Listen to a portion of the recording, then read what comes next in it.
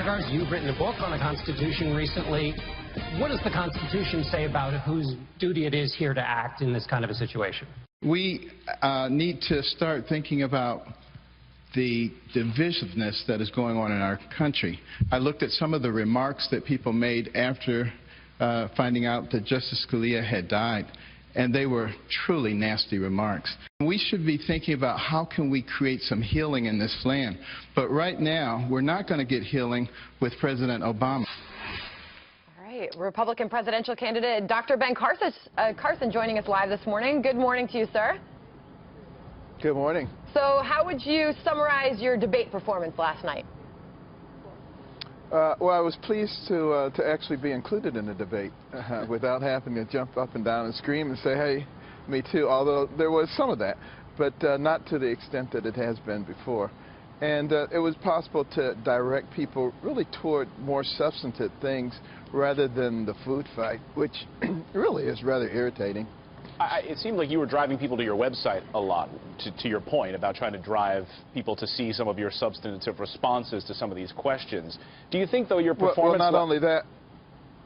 No, I was going to say not only that, but this past week I spent 1 hour in front of a national security forum just being asked questions about national security. And that will be up soon. People will be able to see that this is not a deficit area for me. Well, and of course, it was the focus of a lot of the debate last night about the Iraq War, and the lines were really clear.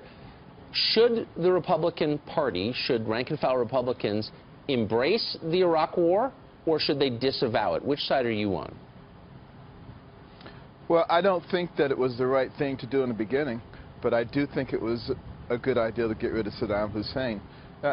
And my reasons are a little different than everybody else's. You know, they were thinking about weapons of mass destruction.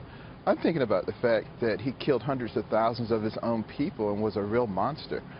But there are other ways to get rid of people without, you know, invading the country and creating instability. And destabilizing the region, which was one of the main arguments from Donald Trump last night on the stage. Do you think your debate performance last night was sufficient to help you move the needle in South Carolina? Well, it really kind of depends on whether people are really listening or if they're looking for entertainment. If they're looking for entertainment, probably not. If they're looking for someone who really gives them an alternative from the status quo, which is just going to lead us to the same places, and if they're looking for somebody who has a history of solving problems, and if they go and actually look at my policies and see that they make tremendous sense, then I think it will move the needle. And the people in South Carolina are a little smarter than some other people, so we'll see.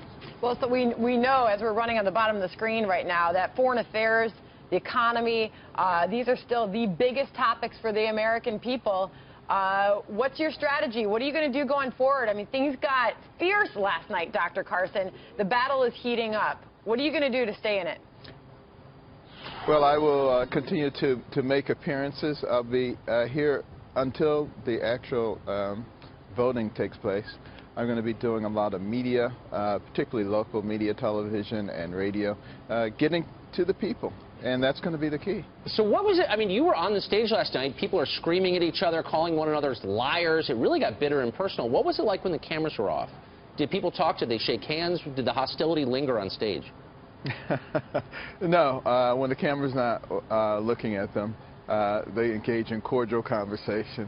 You know, it's largely a show. They know it.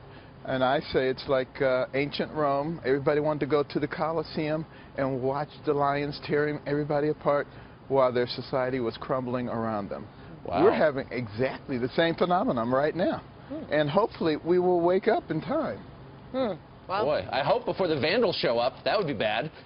Dr. Carson, it's great to see you this morning. Thanks a lot for doing this. Thank you, sir. Thank you so much.